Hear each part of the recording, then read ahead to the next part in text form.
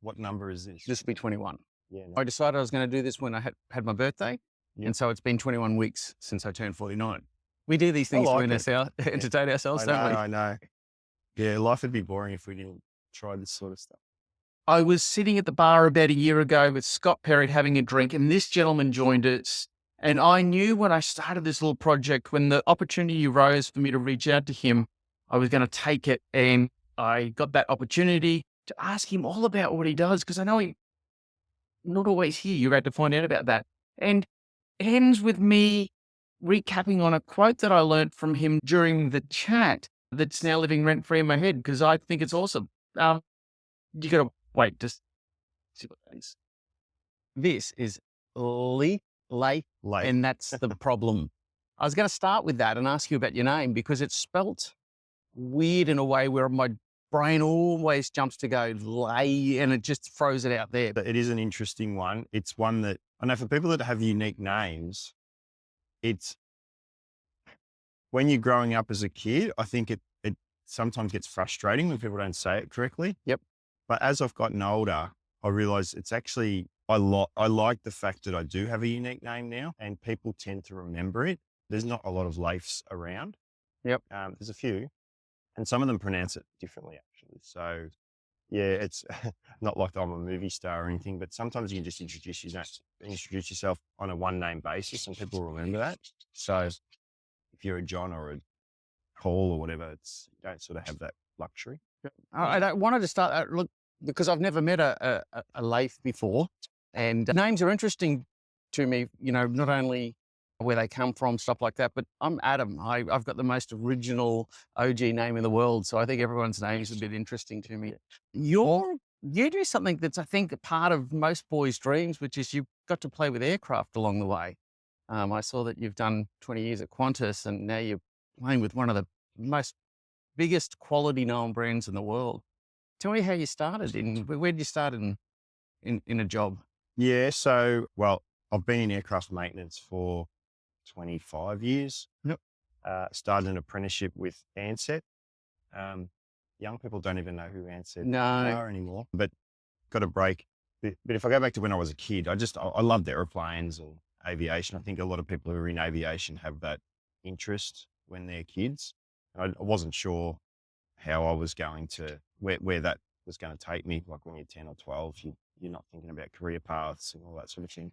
Yep. But there was a couple of memorable experiences. And one of them I think is similar with most people of our vintage, that get onto the flight deck of an aircraft when you're traveling somewhere. That was a real light bulb sort of time. I think I was 8 or 9 when got that opportunity.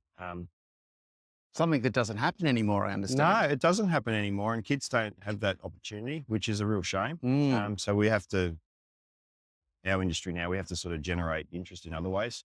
The other one was my dad took me to meet a Qantas 747 captain when I was about 10. I don't know how he didn't know the guy. He knew that I liked aircraft and aviation, all that sort of stuff. And somehow he just connected. I lived in Geelong as a kid, and he found out this guy who lives in a nearby suburb. We went over there for one evening just for a chat. And again, it was just like, yeah, I've got to do this for a living. Probably thinking about flying planes back then, but yeah, ended up fixing them. And did you ever pull at the string of flying, or just always played on the other side of it? Yeah, did about 50 hours. Right. When I was like early 20s. Yep. But it wasn't for me. Yep. Yeah. Flying those little light aircraft in general aviation world, I think you find out pretty quickly whether you've got a passion for the flying bit. And if you don't have a passion for that, it's quite competitive to become a pilot and move up into, especially everyone wants to be a captain of an A380 with a commercial airline, or fly fighter jets, or the planes that we fix now at Bombardier. But not everyone gets to it's like sport. Not everyone becomes a captain of a big aircraft. Yep. Some people end up flying regionally and just freight from Darwin to Alice Springs. It's not as glamorous. Yeah. So if you don't have the passion, you've got to have serious sort of considerations as to whether you do it or not. Yep.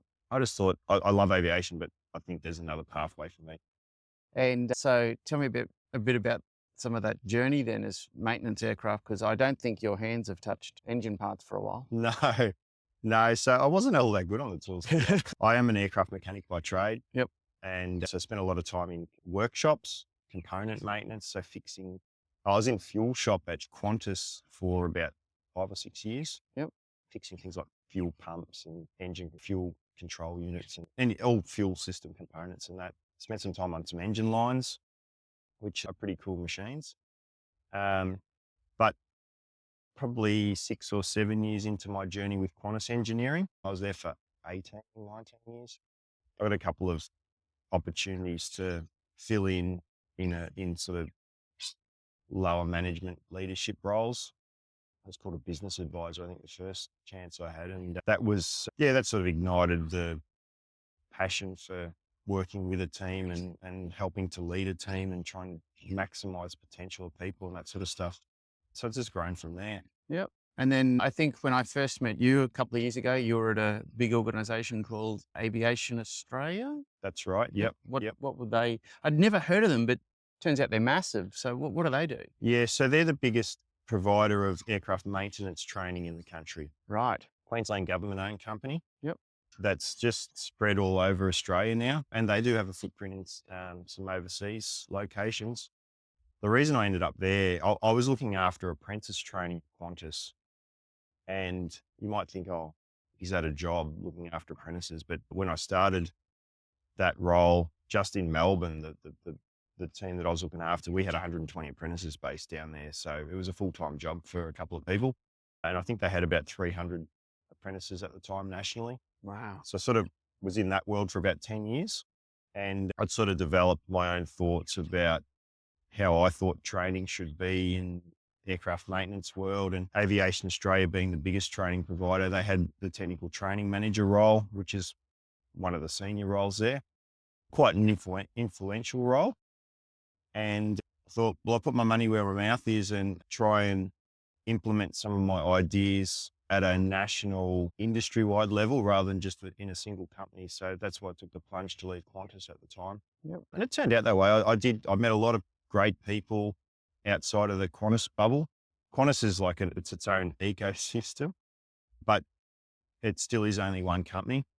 And I remember a mate of mine said to me, he goes, "Oh, do you want your work career to just be one book or one with chapters just from one company, or do you want to actually have another volume to write?" And that sort of resonated with me at the time. So now I would recommend to anybody doing different things and meeting different people, getting to know other cultures, organizational cultures. I think it's quite a healthy thing to do.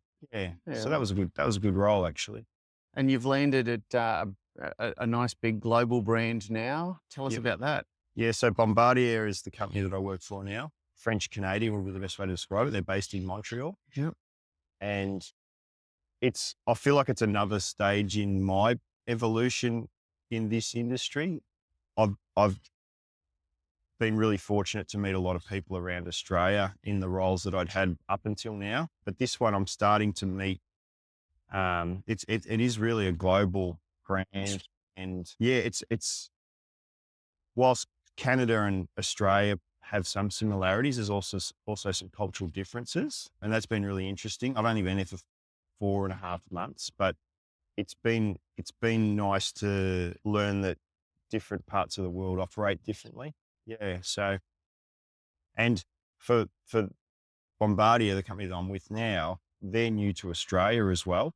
So I feel like I'm providing an education piece to them around what our culture's like. Yep. We're only a minnow in our organisational footprint. We've got 50 staff in Australia out of an organisation with about 18,000. So we really are just a dot on the map, so to speak. But, I know the brand from it's for me the brand is that little small medium-sized jets for the rich and famous of the world. Do they make jets for other purposes, or is that really are they just the fancy little jets? It'd be the best way to describe the company over its history of many decades is it's a transportation company. So they started by making there was a challenge in Canada in the wintertime of moving people when there's heavy snow and that sort of stuff. So the family right at the start went into designing and making snowmobiles, small snowmobiles, and then they got bigger. But it's quite a recognizable brand across a number of different industries. So most people have heard of Sea-Doos and Ski-Doos. Yep. That's a Bombardier Right. original product. Yep. Rolling stock, so trains, that a lot of people in Australia know them through that. You'll see next time you're on a train in Brisbane or Victoria or South Australia, you might see the Bombardier brand on it. Right. But they've sort of divested away from that. So now it's really just about business jets. Yep. And really high-end business jets. Mm. So, yeah, there's been financially, there's been some ups and downs over the years with the organisation, but it's really going well now. The last 5 or 6 years, there's been a real focus on, okay, let's work out what our core product is. And that's building these machines, maintaining them, and helping people to buy and sell them. And it just blows my mind that there's enough Bombardier, business jets in Australia that needs a team of your size of 50 looking after them. That's just, that's the stuff you don't see. What's interesting, and look, if I had have started this company 10 years ago, you should see I've got an awesome window looking out over the hangar I've got the GM role, so I get a nice office and that sort of stuff. If I had looked out this window 10 years ago, I just would have seen these amazing machines, aircraft. But now my mindset's and view of it's a little bit different. But now what I see is the ecosystem that these things create. Like if you compare it to commercial aviation, your Qantas and Virgins and all those big organizations, you literally need tens of thousands, hundreds of thousands of people to travel on their fleets every year to generate the workforces. Whereas my organization, it's one principle. It's one person. They're not all like that, but a lot of them, it's one owner. And the jobs that are created from that person and their world, it's just amazing. It really is. The pilots, the cabin crew, the engineering support, the flow on with the airports that they're positioned in. It's a really disproportionate ratio to what the commercial airlines are. I follow on social media Adrian Portelli, and I just watched him go through that, trip overseas in one of those planes, and the work it must create around that one guy going for a trip around the world is just phenomenal. Yeah. And including purchasing and servicing and, all of this, all the other stuff that goes with, either end of that trip. Yeah. And you sort of get to understand why people decide to make the investment, because it's a significant investment. They're not assets, and there's a bit involved in running them as well. And there's significant cost in that. But the thing that it gets these individuals is time, and you can't buy time. That's what makes our organisation, the time that it creates for people and saves. But there was one example. One of the owners goes to North America regularly for their business, and they, in a 4 to 5 day swing up to North America, they can go to 20 different cities. So they do 4 or 5 cities a day. You can't do that flying commercial. Yep. That would normally take maybe 2-3 weeks. And so this particular owner, he gets to meet the franchisees, knows them all on a first name basis. He doesn't have to do the video webinars and that. He can actually go and do it in person. Yeah. So that's I suppose the magic of what these things creates for them. And do some of these high net worth owners then have a higher level of maintenance request? Is there like a baseline that you've got to do by law and by industry standard? And do some of them go, yeah, that's great, but I want this? Look, the standard is the standard. If you make the commitment to own one, the maintenance is fairly similar from owner to owner. Yep. Probably the only variation is the regularity, so that the period between checks, because the number of hours that they fly varies. Some might only fly 150 hours a year. Some might fly 500 hours a year. Yeah, so right. the 500 hours, you need more maintenance over time. Yep. But the actual maintenance is the same. And now you've got a bit of a commute to your job because we're here at the waterfront at Sandgate and you live back here somewhere. But where's your job? Yeah, so I'm based in Melbourne at Essendon Airport. How does that work? It's It works because it has to. Did they give you a Bombardier to fly to work in? No, no. So I don't get the time. I still fly commercial, but yeah. So you make the most of the time. So these days with Wi-Fi on aircraft and that, you sort of work while you're on Yep. the plane. So I feel like it's not completely wasted time. But yeah, look, it's not what I would class as an ideal scenario. But sometimes when you get a great opportunity, you have to make some compromise and sacrifice. I feel Yeah. like that's what I'm doing at the moment. And I guess what's probably, I'm sure there's several factors, including family, that hold you here, but what a great place to live this is. So that must be also a factor. It is. And this was originally I'm from Victoria. So I knew what I was getting myself into, but it was my first Victorian winter in Right. 15 years. Yep. And yeah, I don't miss Victorian winters. So so you're from Victoria, but you've lived along here for a while. What brought you to Queensland? It was aviation. Yep. Yeah. So I was working at Qantas Engineering at the time, and there was a decision made to move a substantial part of the engineering business from Victoria to Queensland about 12, 13 years ago. Yep. And there was a portion of the workforce. There was about 80 to 90 of us at the time that relocated. So yeah, that's how I ended up in Queensland. But I've lived in Victoria and Queensland on a couple of occasions in each. So yeah, my family moved to Queensland when I was halfway through year 10. Right. When I Okay. was a kid. So we moved up to the Sunshine Coast, then moved back to Victoria to start an apprenticeship with Ansett. Yep. And then moved back here with Qantas. And now I'm back in Victoria again. So probably class myself as a Victorian that's lived in Queensland for about half my life. Yeah. Wow. Out of interest, what did your dad do? He was a compositor with a newspaper. That was a trade. Right. Back before newspapers were all digital. And I don't know the technology behind them, but there used to be metal plates that they'd have to make up for the printers. And so that was an actual trade back in the day. He's done he hasn't been in aviation. So nothing in aviation? No. Okay. No, that was my thing. I often see, I got to meet you through running here, and you're often out here running in a red and black singlet. Now, I know nothing about sport, but tell me about the red and black singlet that seems to be your favourite attire. Yeah, so most people who know me know that I'm a very passionate Essendon Football Club, Bombers is their nickname, a Bomber supporter.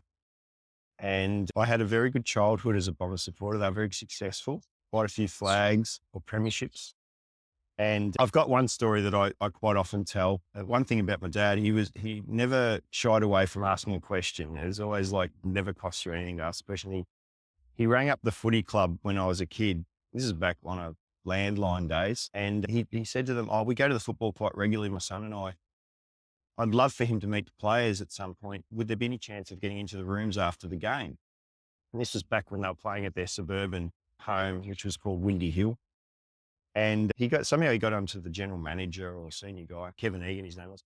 And he said, all right, yeah, come to the back of the rooms after the match next Saturday if you're coming, and I'll get you in.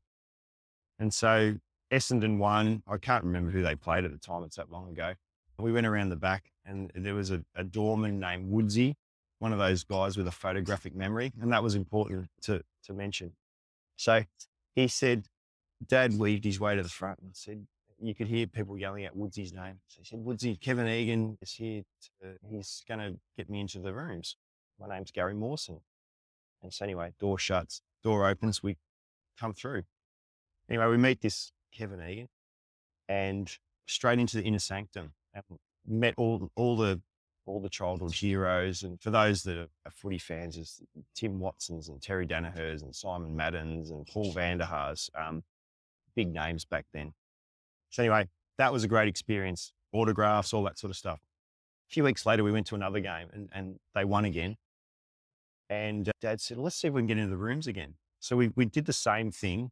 And this photographic memory doorman remembered Dad's face, and he thought we were important because the general manager let us in.